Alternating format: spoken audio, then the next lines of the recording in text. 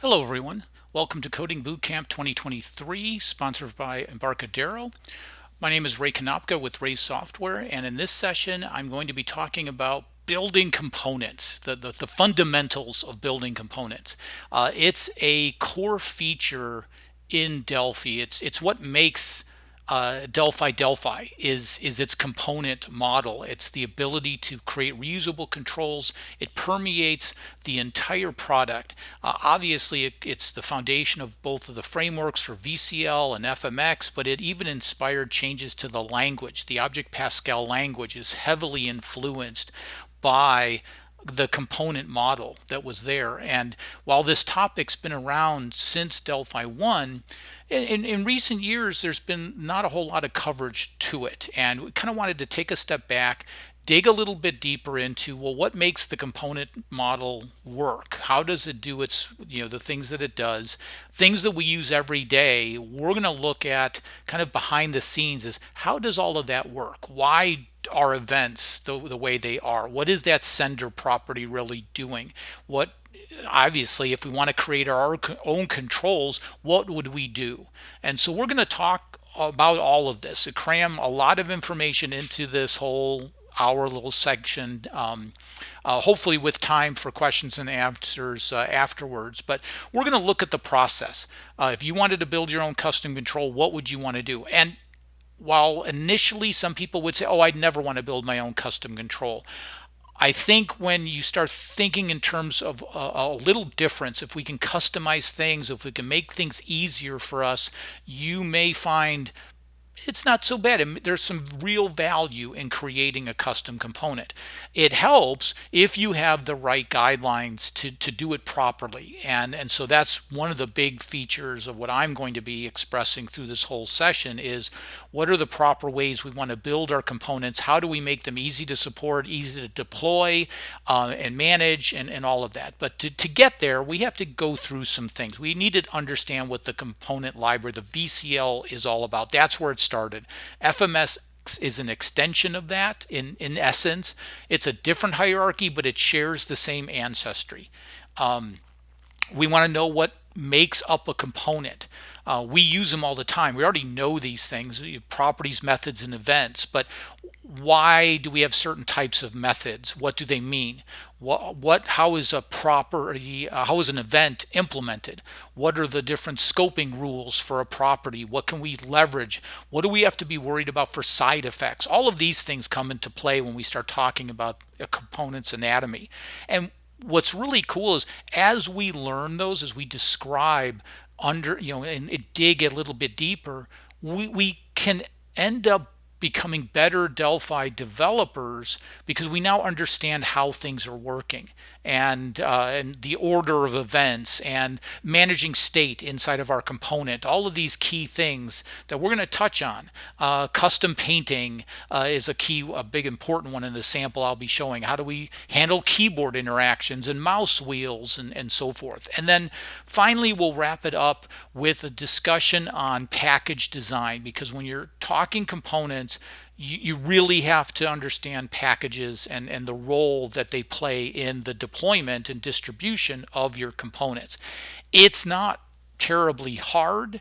Unfortunately, there's some default settings inside of Delphi that do lead people down a more difficult path than they should. But with the right guidelines, this becomes pretty straightforward.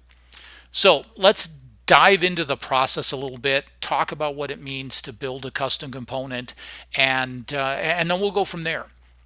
The key thing is well, we need to prepare for a new component, and these guidelines are things that I've established for many years now. Whenever I need a new component or a new control, what do I need to do? What do I want to house this? And I always create a new directory and create a new test application, which is just a Delphi application. If I'm building an FMX control, I'm going to build an FMX app. If I'm building a VCL control, I'm going to build a VCL app, literally an empty VCL app. That is the start of it. I will create it in a new directory so it's not amongst all the standard projects directories and so forth. We're going to isolate it. It's going to make it easier. And then I'm going to create a unit. I'm going to create the component unit. This leads to the first kind of design question is do you do it manually or do you use the component expert? Yes, there is a component expert in the component menu still. I never use it. I don't recommend using it. It's not that hard to create a new unit, and we're going to do that and show what we need to do to create that. It's very simple. We need to describe, like define what's going to be in our component, what it descends from, and all these things. That will come later. We'll get to how we decide that. The key thing though is then we are going to test the runtime behavior of the component. That is the first thing that we always do. Obviously, we're going to build it, do some changes, and then test it. We don't even think about putting the component inside the IDE until we're confident that the component operates properly at runtime. So we're going to really isolate in our development and testing the runtime functionality versus the design time functionality. And there's a really good reason for doing that, because if your component isn't working properly and raises an exception or causes a problem, well, when you put it and register and load it into the IDE, you're running in that space. So you're creating an exception or an access violation inside of Delphi, and bad things can happen when you do that. So we're not going to even put ourselves into that spot initially. Continuing on, so we've defined our functionality, we've gone through some things, we've got a component that we've defined in a unit, we have tested it at runtime, it does what we need it to do, and then the next thing is, well, okay, we need to register it and install it into the IDE. And there's a couple ways you can do that. Some people do it all in the one unit. I don't recommend that. I will create a registration unit. The reason we want to do that is registration is a design time only functionality. You don't need to register in runtime. And so this leads us to this whole package organization that we are going to have runtime packages. So if you want to build your application with runtime packages to minimize the size of the executable but deploy the BPL files with it, if you want to make a BPL, which you should for your custom component, then we need to have a runtime package. Well, design functionality cannot be put into a runtime package. The required units that are needed won't be there. So we have to make a design package. And so then once we do that, we have our runtime package, design package, we can then load it up into the IDE and test the design time behavior. So that is the overarching little how we're going to do that. So to give you an idea of what this involves, let me do part of this. I'm going to do the full thing by the end of the session, but just to get us started, let's do the first kind of steps. And so one of the things I always like to show is I've already created an empty VCL project, no big deal there. We're going to create that, and I'm going to create a panel descendant. And you're like, why? What's wrong with the panel? Well, if you ever use the T panel that's in Delphi and you drop it on a form, what is the first thing that you do? Well, you go find the caption property and you delete it, because we hardly ever want a caption on our panel. And this is actually one of the common reasons to create a custom component, is to override default values, which is kind of cool if you think about, say, some more complicated controls that you might have that you constantly make changes and you're changing styles or coloring, if whatever it might be. You could simplify things by just doing that. So what we're going to do is create a new panel descendant that gets rid of the caption, so we don't have to worry about it at all. And so to do that, I'm going to go and add a new unit right to my project here. I'm going to keep it into the same thing, but I'm going to give it a different name.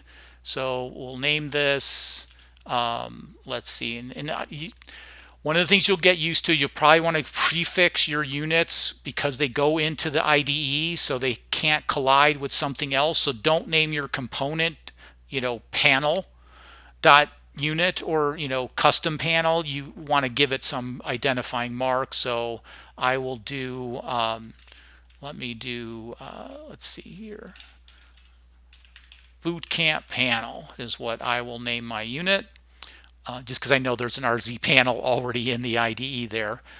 So let me go ahead and save that. So I have my Bootcamp panel, and I'm going to create, I need a type, well, I'm going to need some other stuff.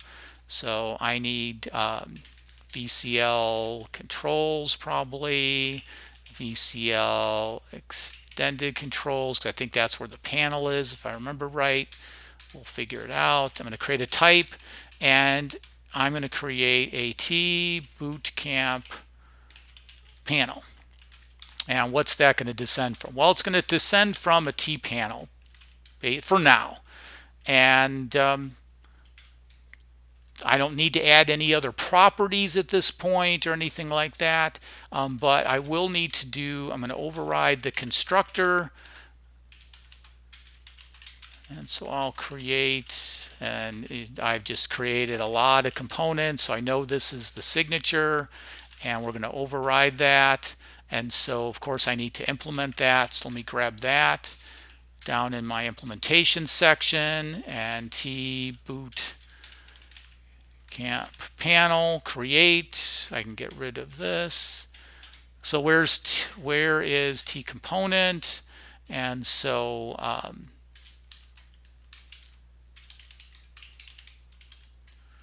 so system.classes is where T component is. It's very high up in the hierarchy, as we will see when we look at things. I'm of course going to call the inherited version. We want to do that because that A owner property is really important. I'll describe what that does momentarily. But all I'm really going to do here is I'm just going to clear out the caption. Pretty simple. Nothing. Caption is a property of the inherited panel. I'm going to create this. This is what I've got. This should be good enough and good to go. Well, I need to test this now. I talked about testing the component at runtime. How do I do that? Well, I like to drop a button down, and you can do it on the form create, but I kind of like to have the ability to, I'll have lots of buttons to test various runtime things in my app here. And so let me go ahead and save the project. And so this is my unit. So I'm going to say this is my test Bootcamp panel form. And then this is going to be test Bootcamp panel. And so my test Bootcamp panel, I have my form, I've got a button, and we're just going to double click this, and we're going to create a new panel. Now I might have other changes that I want to make, so I want to be able to reference that. So I'm going to create a new holder for it, Bootcamp panel, and I'm putting it in the private section. I don't need to, nobody else is calling it, doesn't matter, public, but I'm not going to put it up into this spot. This is managed by the form designer. I'm creating this myself. I'm going to manage it. I'm not dropping anything on the form yet, but the one thing I do need to add in is the Bootcamp panel unit. So now that I add that, it knows about Bootcamp panel. Well, let me go and create it. Well, how do I create it? Well, I need to, just like any other control or class that we build, I'm going to call the create on it. Now, the first question is, okay, well, who serves as that owner? Well, in components, in VCL components, the owner is responsible for cleaning up.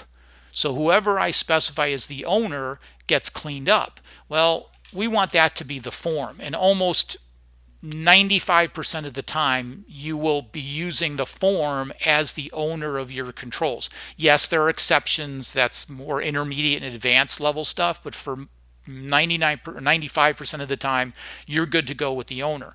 Now, this owner actually, when you drop a component onto the form designer, like I drop this button onto the form designer, the owner gets of this button gets set by the form designer to be this form. And that's what causes it to show up inside the top part, which is actually a published part of this form class. And so this is essentially what we're doing. What we're doing here is we're saying, hey, this form is going to own this instance of this panel. And because of that, we don't have to worry about destroying the panel. Just like when you drop a button on the form, you don't have to worry about destroying the button. That's taken care of for us automatically by the ownership inside the component model. So again, that's how all this stuff works. You may not have been really aware of that level of management there. Now, at this point, I just have a panel that I've created, that I've cleared out the caption, but I'm missing some things.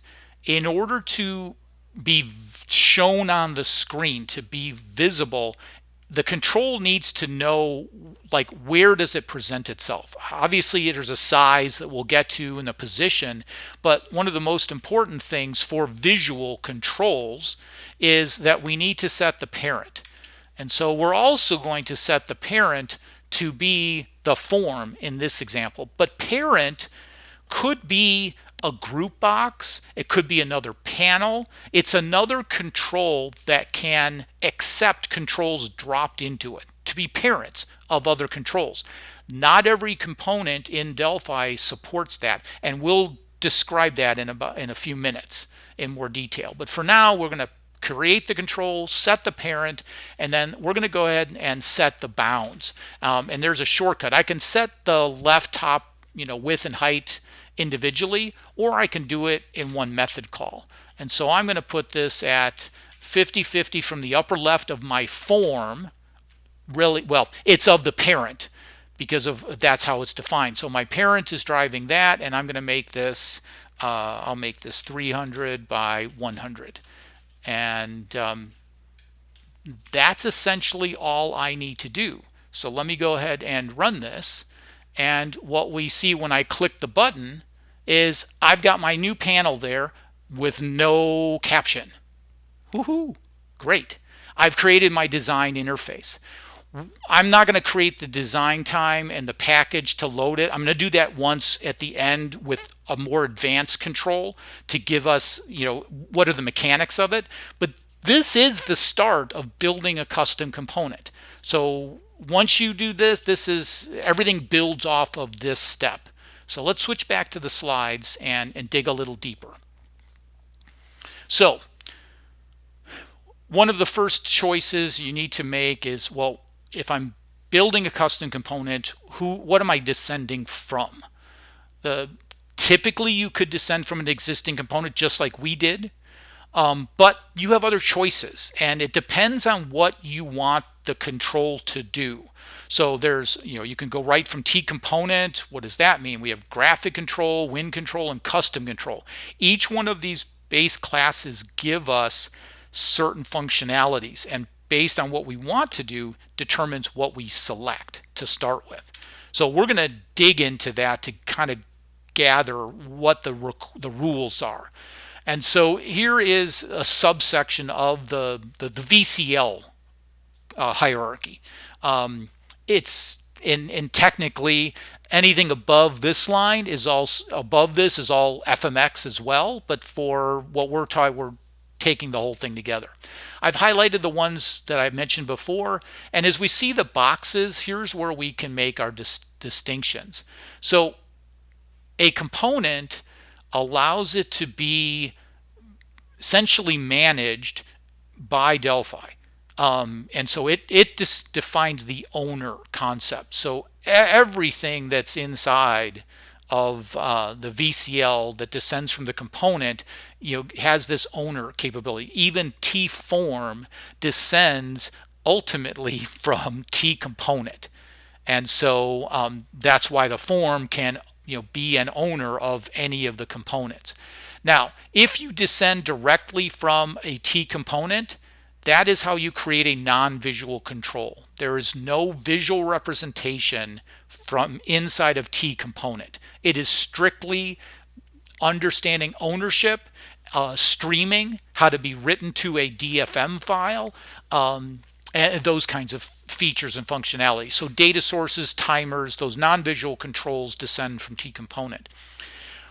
The other side of that is T control. T control is this whole extra bounding box, and that is visual component. So if it descends from T control, it means it has some visual representation.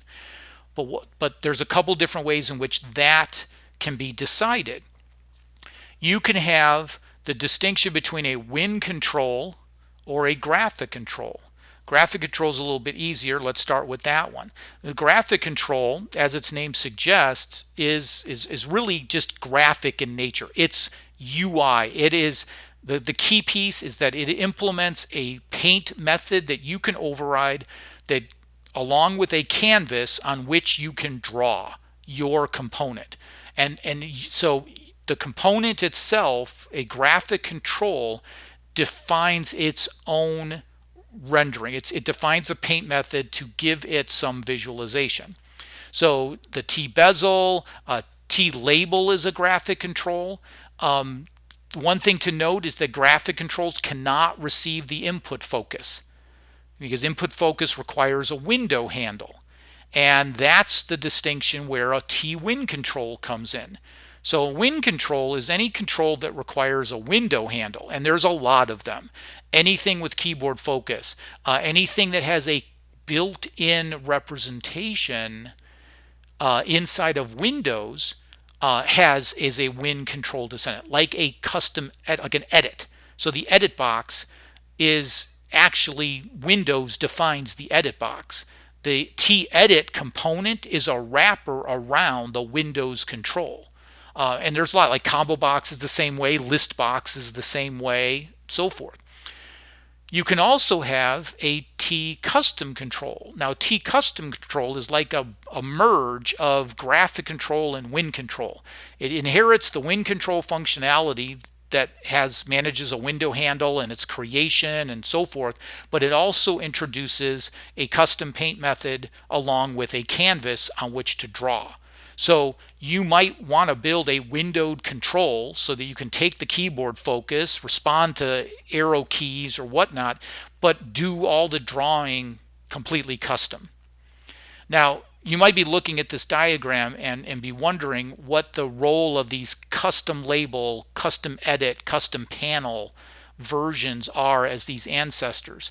This will become a little bit clearer when we talk about properties, but what this does is the T-Custom version implements all of the functionality of a given control, but it hides the various properties that make it.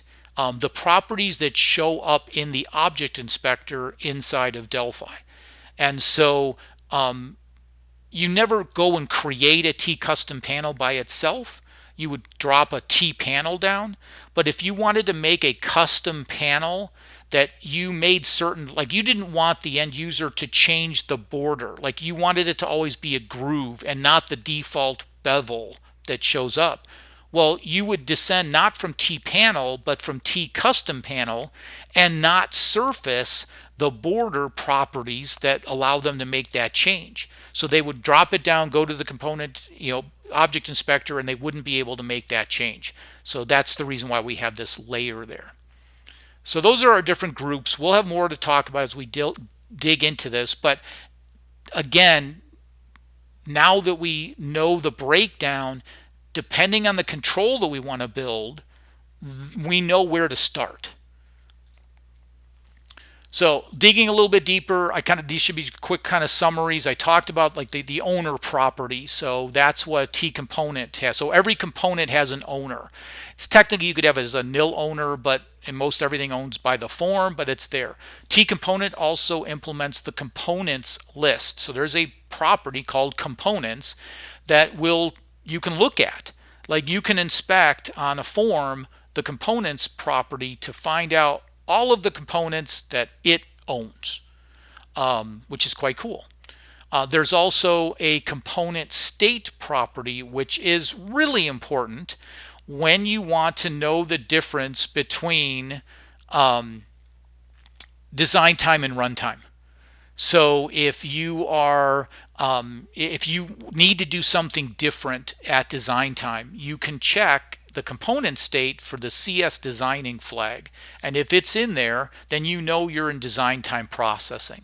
And in my example, I'll show. I think I showed that toward the end. Well, it might be the next level down. Then the other piece that's added in T component is loaded. The loaded method is important because it is called after the component, well, all the components are loaded from the DFM file. And we'll try to take a look at the DFM file. It's what's stored. Basically, it's this persistent store of your design interface of your forms. So all the properties that you've changed and you've made differences to it, they get stored into the DFM file. When Delphi reads the DFM file, it creates all the components that are defined in there. Well, oftentimes some fix-ups need to happen. We need to make some adjustments to get the component ready after it's been loaded, and so that's where the loaded method becomes valuable. And then one of the important pieces of important methods is notification. And notification is really important when it comes to component references. And while I won't show an example of a component reference in this session, it's a little bit, it's kind of intermediate and it's next level things, but it's when you connect to one control, you have a property that references another one. So a DB grid, you drop down and you connect that to a data source. That data source is a component reference to the grid. Well, this notification is important for, like, if somebody, the developer deletes the data source, our grid needs to know that happens. That's what the notification method does. T-control introduces a parent property. So the panel is, we set the parent property to be, when we created it dynamically, we set that inherited from T-control. So every control can be parented by a win control. You can't parent a T control by another T control or a graphic control. That's a difference. You have the control style property, which is interesting. So you can have whether it accepts controls or not. By default, the control style for a graphic control does not have that in this control style. Technically, you can add it in. Because it's a T control, T graphic control descends from T control, it has the control style. You could add accepts controls to it. Don't do it unless you could. Make sure you have nothing that you need saved in the Delphi IDE, and then you could drop a graphic control down, take like a T edit and drop it on the graphic control, and the graphic control will try to accept it because you're telling the form designer, hey, you can drop things on me, but the component doesn't know how to deal with that, and it's spectacular when you do it. If you're going to capture the mouse, there's a control style there, meaning that if you click on it and you want mouse events to stay going to the control as you move off of it, that's what that style does. And there's really the start of the eventing model, common events like the click event and the mouse down event, those base dispatch methods, which we haven't talked with yet, but we will get to those. They're introduced at the T control level. Graphic control, just a couple other things. Again, I've said before, there's no window handle. Can't contain any controls. Don't specify it for a graphic control. You do get a virtual paint method with a canvas property on which to draw. I will show an example of that in a little bit.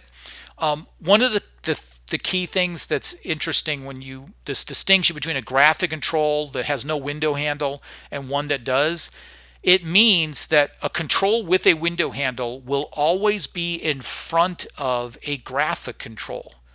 So you can never make a graphic control that goes in front of a win control. Windows does not allow that to happen. And the reason for that is that the canvas property that you get and the drawing that you get from a graphic control is actually higher up. It's from the parent that drives it, and ultimately it's rendered by the control's parent, not the control itself. And so that's why it always is in the back of any other windowed controls you have.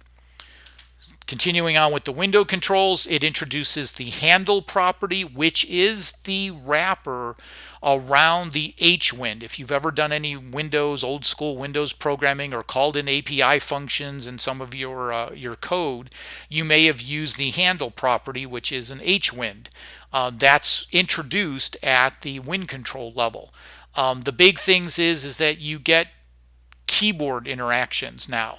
So all of the keyboard events and their event dispatch methods are introduced at the T-wind control level. Focus changes as well are introduced at that level. We have, I should add, the T-wind control also implements a controls property like components from T component. It's controls, which is all the children of that control. So it represents the parenting hierarchy. And T custom control descends from your wind control, but implements its own paint method and canvas, which is truly its own self-contained because it's wrapped around inside of that one window handle. So digging in a little bit deeper, all of these components, I've mentioned all of these in various pieces. I'm sure you've experienced them at some level, but we really want to dig a little deeper as to how they're implemented, what their role is, why do we have different types of methods, how do events work, and so forth. So let's keep digging a little bit deeper. We want to provide access to a component's attributes. We're very familiar with this, using the property. And there's different aspects to it. Obviously, we have the property name, and its data type. And we also need to specify, well, who's storing, where's the data for this property going to be stored? And typically, could change, but typically it's an instance field of the class, the component that we're building. So by default, we name it with an F for a field, and it stays the same name as the property name.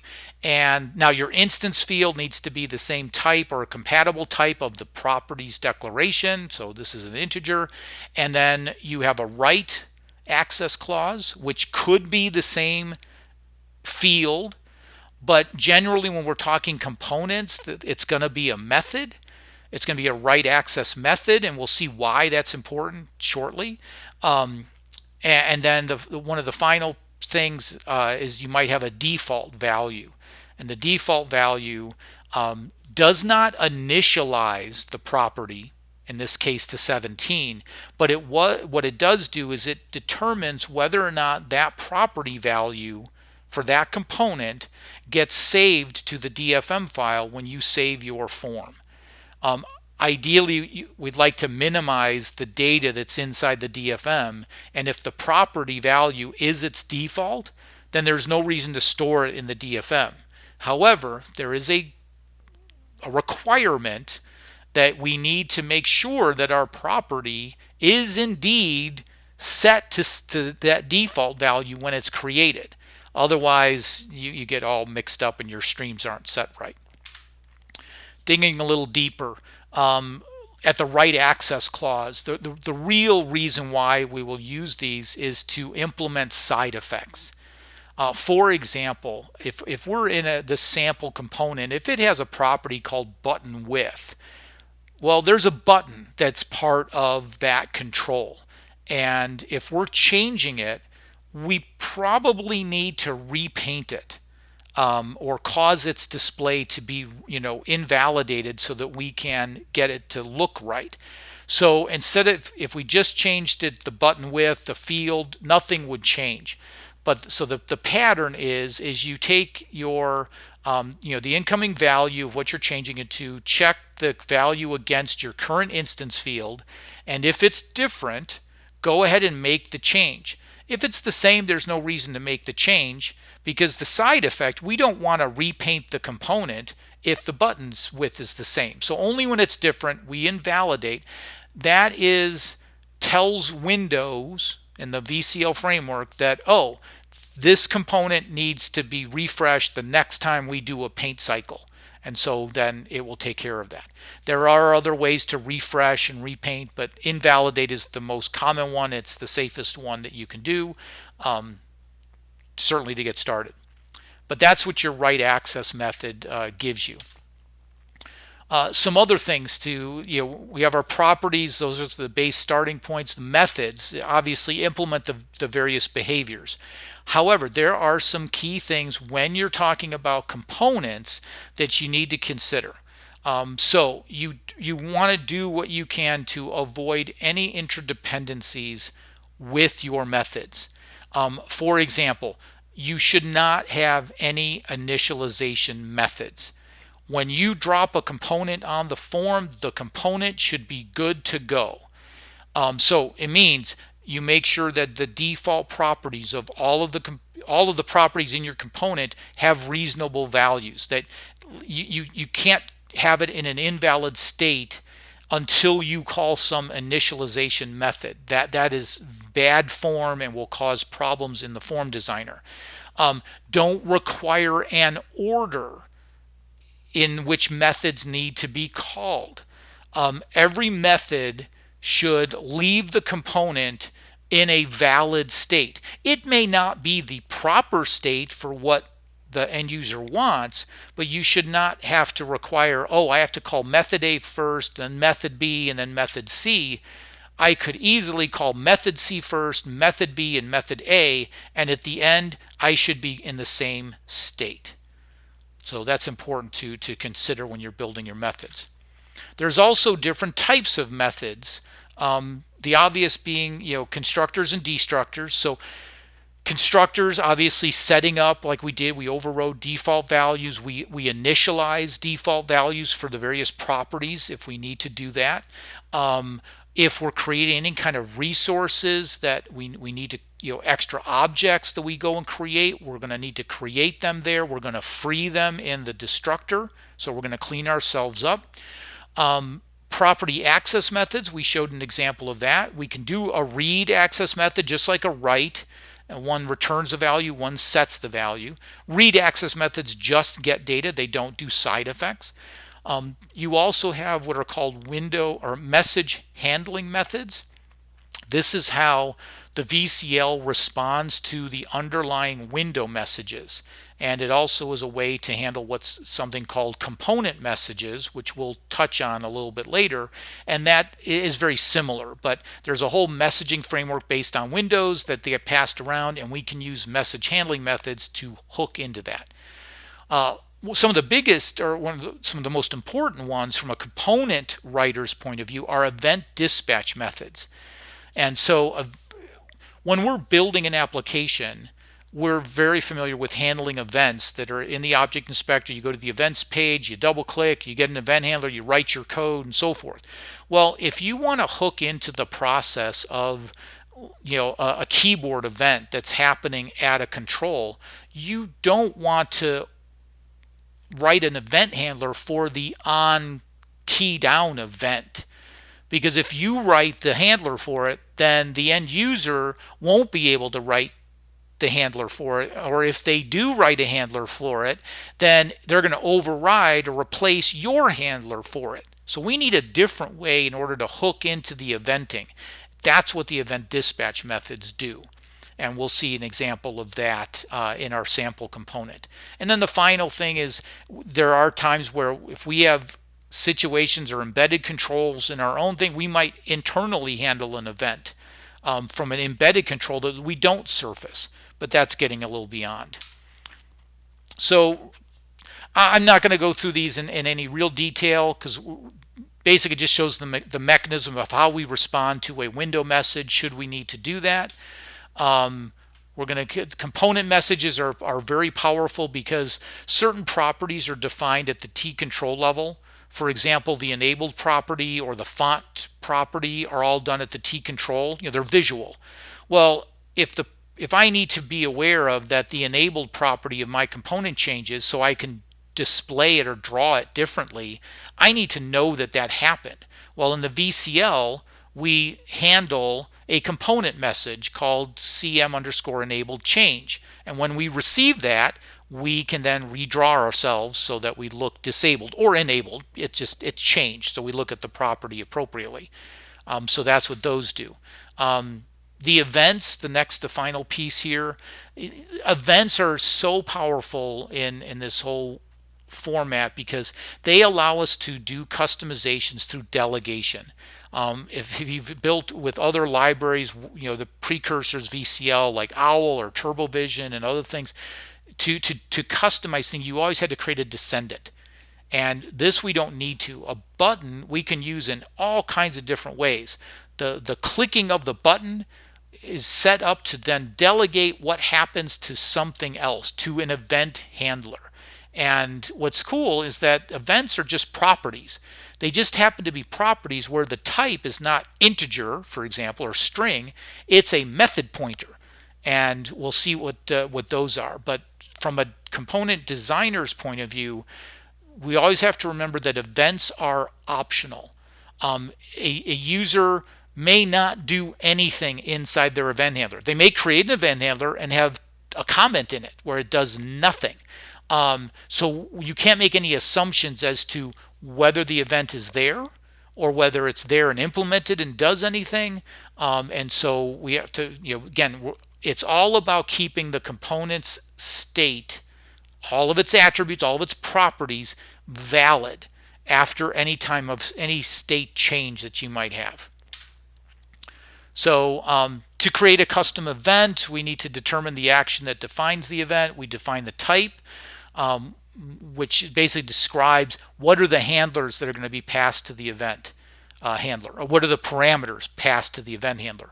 We declare the property and we dispatch it when it occurs.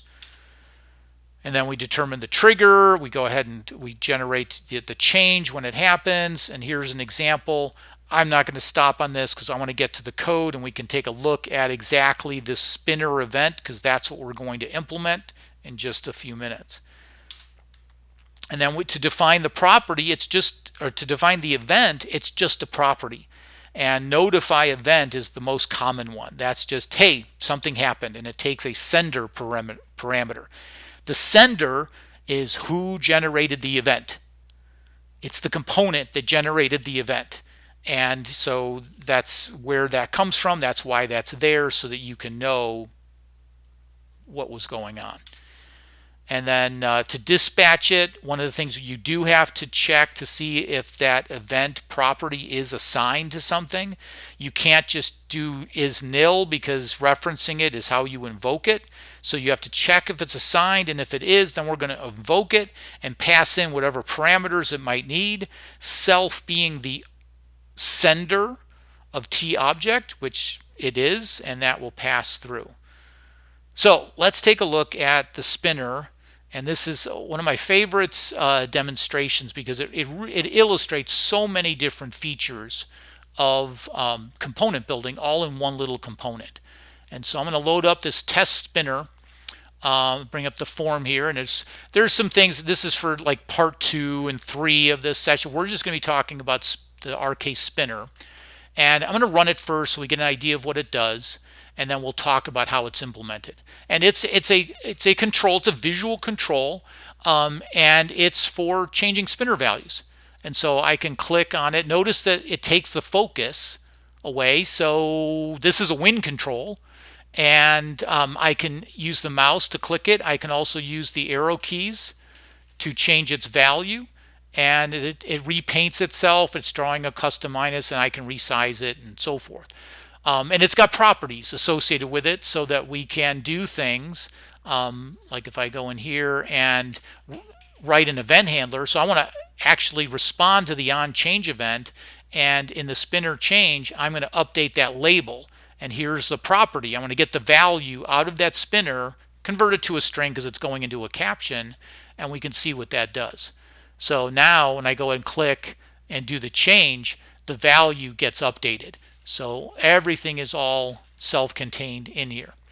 And it's a pretty straightforward, easy to use control. So what does it look like? Because there's not much in here. I've just created it. We've seen this before. I've set the parent, I've setting the bounds, I set some more properties, the value and the color, and you can make other changes should you want to do that. So here's the unit that implements the spinner. And I'll highlight certain things. The source code for all of this is included in the download materials, so I'm not going to spend like every single line, but I do want to highlight certain areas that we've talked about, and then you can go back and kind of digest it a little bit easier. I mentioned the spinner event is one of the things that we have. There's a notify. We'll look to see where that's referenced, but right now to start is the spinner is a custom control. And we know that based on its behavior because it doesn't look like an existing control, so it's clearly custom painted. So it's either a graphic control or a custom control, but it also supports the keyboard focus and the arrow keys, and so it's it's focus and it's keyboard interaction. So okay, clearly custom control. And then to start, we have a bunch of properties that I've implemented in there. So there's the two buttons, and I have colors for the buttons and what colors are they when they're down, this disabled, when they're hot tracked, how wide the buttons are, and of course the value that's in there. I have two events that we have here. There's an on change and an on changing.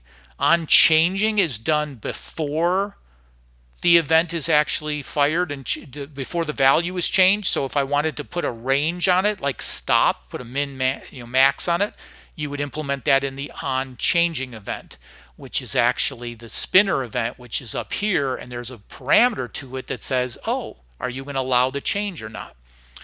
Here's some window message handling. This is for handling the arrow keys. So if I want to do the up and down arrow keys, page up, page down, those things, I need to use this to get those events in to be able to respond to it. I talked about handling the component message for when it gets disabled.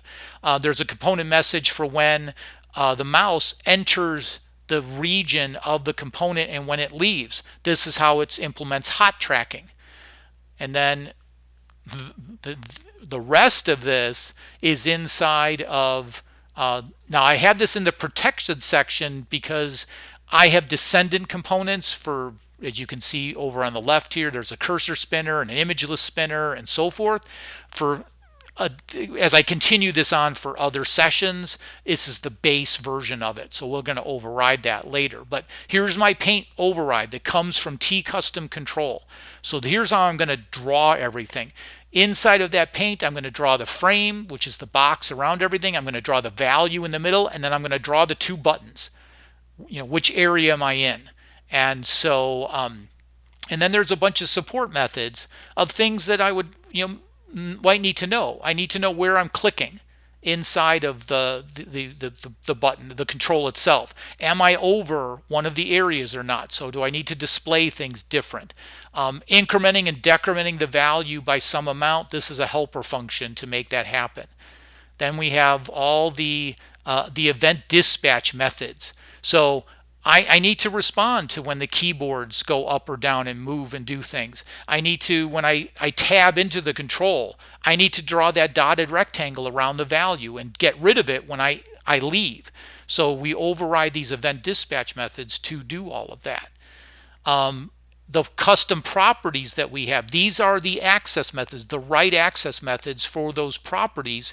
These are going to implement the side effects. So when I change the value programmatically, I need the display to be updated so I see the new value inside the center area.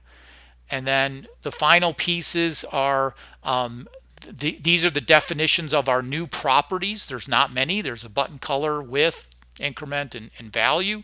And then we have our custom events. And then since we descend from T Custom Control, there's a bunch of other properties that are defined at the control level, but they're public. We want to move them into the publish section, and so that we can change other things that we inherit, like visible, enabled, the base color for it. If you want to put a hint on it, that's all at the T control level. And now we're like, okay, how do we implement all of these things? And so just a couple, again, I'm not going to drill too deep, but we're going to initialize our data. So what's our default value? default width for the button width, update some colors. These are different states, so my control is in a good state the minute I drop it onto the form. And again, my right access methods, we've seen these before, so we make the change, we update, we invalidate. The painting is broken up. We're going to draw the frame, the value, the two buttons, and whether or not we're focused. So the frame itself, here's how we use the canvas. So you can look up how to use the canvas methods to draw lines, fill rectangles, all of those things. Same thing with drawing the value. We're going to use the text method of the canvas property to display the text inside of that bounding rectangle. So we inflate it, well, we deflate it with a negative value so we know that we're inside the bounds of our control. We move the font that's defined at the T control level into the font of the canvas so we get the right text out. If we change the font over in the object inspector, we want the right one to be drawn. So that's where we do that. Changing the buttons, more canvas work, a lot in there. Then we start going into the event handlers of what we do. We're just going to refresh various controls. Here's handling the change, the event values, changing the values. We call set value the right access method for the value property by changing it that amount. That causes the side effect so that it gets displayed. If we want the arrows, that's why we had to handle this window message. And we need to tell Windows that, hey, we want the arrow keys to come in to the regular events that happen. Don't use that for dialog focus changes, which is the default. And so by hooking into that, we can then increment and decrement the values based on the arrow keys that are pressed. And the rest that we have is all support information and hit testing for the buttons, and I'll save all of that for your own endeavor in your own research. But there's a few more things I want to cover before we run out of time. Let me switch back over to this, and that is the effective package design. So with all of that, I showed how to run that at runtime. The key thing is we need to get this into design time, and so we need to create different packages, and I have that in the sample code. There's a design package and runtime package. You want to create registration units and only create runtime only packages and design only packages. Delphi allows you to create a runtime and design package combo. Don't ever do it. The reason why is you can't deploy it easily because it requires anything that requires design time stuff requires Delphi to be installed. It's not part of a deployable runtime package. So separate your design time functionality from your runtime. Registration units, if you were to use the component wizard that's in Delphi, it puts a register unit inside the component unit. You never want to do that. Registration is for a design time feature. So I put that in a registration unit that does that, and it registers everything. Well, what does it register? Well, let's take a look at the register unit. Simply has this register call. Now I have a bunch of other things that I'm registering there, but the components themselves is simply this. Register components, give it a palette name, so the name that shows up in the component palette, and then the class of the component you want. RK spinner is what's there. And so if we go to a visual form, we will see that here's all the Raize VCL sample components is there, and the RK spinner is there. And so once I've created the registration unit and I've put it into a package and compiled it, I can now load it up by going, well, let me cancel that first, go into component install packages, and this is where you add your component package into the mix. And so that's where we'll find the Raize sample VCL controls. This is the same thing you can load in, and that's once you add that, then you get the component palette page. Once you do that, you can drop it on a form, and here is the component with all of its properties. We can change the button width to 24, and we see that it changes. The value shows up, and we can update that to 10 and make it even a little bigger if we wanted. And now we have a fully working component. And so let me just wrap some of this up. Our runtime packages, again, you want to separate your data aware from your non-data aware, because data aware requires database specific packages. And if you're not building, your customer's not building a database application, they don't need to deploy the database packages as well. So it's good to do that. Isolate that down. This is the same thing I've been talking before. Install them into a product bin directory when you go to deploy it. Don't install them into the Delphi bin or the live directory inside of Delphi, because that can get updated with updates and they'll get destroyed. You don't need to do that. So your own product bin directory, everything inside of the download that I give you has all of this broken out for you. And so when you were to go, let me go to my directory, and you see the Raize samples. There's a zip file that you extract this out, and it's into each of these sections. So you can see the bin directory has the design packages listed in there. The live directory is broken up by Delphi version and by platform, Win32. This is what gets added to the library search pads for Win32 and Win64. And so these are all pre-compiled, they're ready to go. The source code is in its own directory, and it's all broken out into what you need in order to create the various packages.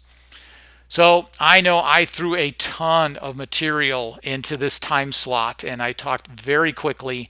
I do hope this kind of excited you to consider component building. Again, if you haven't looked at it in a long time, or you're new to Delphi, it's really powerful. That it really drives everything that Delphi does. If you have any questions, please feel free to reach out and contact me. I'm happy to help and talk about this, and I will be online to answer any questions right after this session. Thank you very much.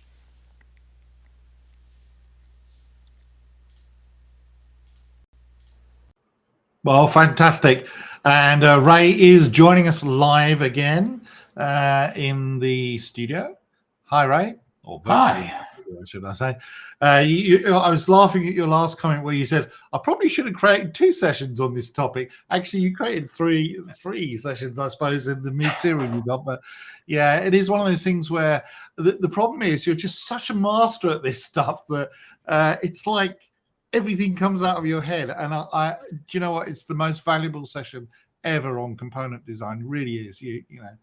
Yeah, I mean, I could say you are the guy that wrote the book, but you did actually write 2 books on it, didn't you? I did. It's an area that has been around since day one. I mean, it forms the foundation of Delphi itself, and everything in the product is all revolves around these building blocks. And so I just thought it was kind of. We haven't had sessions on like some of these fundamentals, and we're getting a newer audience, newer people coming to the product. And even if you never create your own custom component, understanding how it works under the hood and how Delphi does its work, its magic, if you will, makes you a better application developer. Understanding the delegate model, how does that work? Because if you go back, if you were coding for way before that, it's quite different. It's quite elegant. The delegation is quite common today, but by looking at the way Delphi implements it, we understand why it's not multicasted, in a way. It's by design of how that's set up. And so, but just some of the mechanics, some of the guidelines, because there's a lot of people that will build components, and I see a lot of the same mistakes, if you will, partly because Embarcadero, by default, when you go and use the expert to create a new component, it wants to create this shared design time, runtime component package. And it's the package organization that really stumbles people, because they'll build it on their own machine and they'll put the single design time and runtime package, and then they go to deploy it, and their customer can install it fine, but then they go to build an app with runtime packages.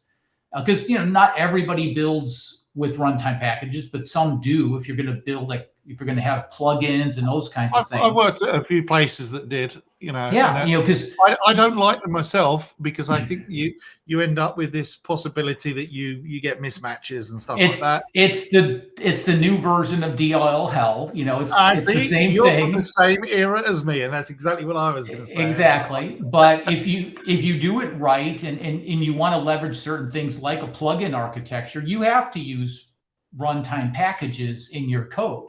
And I'll tell you where runtime packages is really valuable is on the C++ side.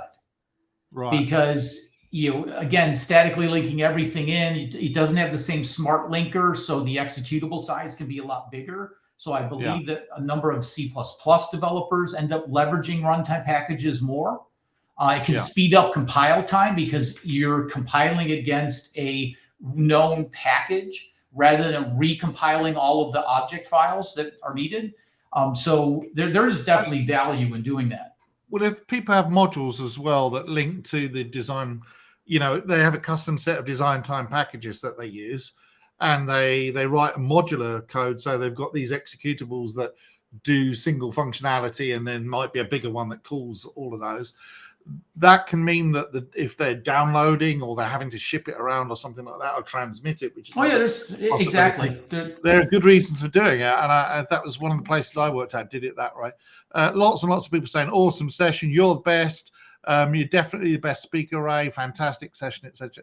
It keeps happening over and over again. I've made some notes about where you talked about invalidation and what invalidation does versus repaint and all the rest of it, which is an important distinction for people if they don't understand, to stop flickering and stop unnecessary events being triggered as well, and allowing the system to actually trigger things in the right order. And about the order of methods as well, which was another thing where you said don't use initialization methods. It's kind of like a known state. If it's going to be wrong, at least it's wrong but working, rather than wrong but completely broken. And again, it's tiny little snippets like that where you think, oh, you know what, he's absolutely right. It really is great. And I say that as a fairly experienced developer. We're not going to have a lot of time for questions. Most of them you answered anyway as we went along. Right. If anybody, we're pressed for time now. If anybody has any, follow-up questions, please, feel free to email me. It's at the last slide of the video itself. There you go. And up there, if they scan that QR code, that goes to your website as well. So awesome. I noticed, by the way, are you still in Illinois? Because I noticed you're in Illinois. The reason I ask is my wife was born in Peoria. So there you go. Oh, very close. Yeah, not far at all. I noticed where you're from. I'm like, oh, yeah, I am still here. Oh, there you go. Yes, a bit colder than here, I suspect. just a little. Although it's a beautiful day today, so far so good. Yeah, who would have thought the Chicagoland area would have like the best weather in the United States these days? Well, it's 103 in Dallas, so yeah, not so great. Yeah, it's one of those things. Okay, well, again, we don't really have a lot of time, but you did actually, as I tagged the questions as we went along, but you actually answered nearly all of them. And as you said, the only thing that someone did say was the RK spinner, is the code for the T RK spinner available? Yes. So I'm going to update after, basically later tonight. If you go to the Delphi by Design, my website there, it's my personal blog website. In the download section, there'll be a new entry for the creating for this session. So I need to update that. But yes, the full code for everything I showed, plus more, is all in one big download. Excellent. Okay. Well, so they can get it and it's not a problem is the answer. So yeah, exactly. I mean, I really appreciate the effort you put in. I know from creating sessions myself how much effort goes into these videos. You make them look like you just brush them off when you're in the middle of a sandwich or something. I'll eat my sandwich and then I'll make a video, but I know that's not how it works. And I really appreciate the effort you put in. You're a big support to Embarcadero, and every single developer out there who's been around for long enough, always admires what you do. And, I appreciate it on a personal level as well. So thanks a lot. Thank you very much. Appreciate it. Much appreciated, and it's my pleasure. And thanks for putting together a great online event. I know all the attendees are getting a lot out of it, and so Yeah. And good there'll be luck. plenty of replays as well, and that's where it really picks up when, we're creating sort of material for the future, and that's a good thing as well. We Absolutely. new generations. Okay, thanks a lot then, Ray.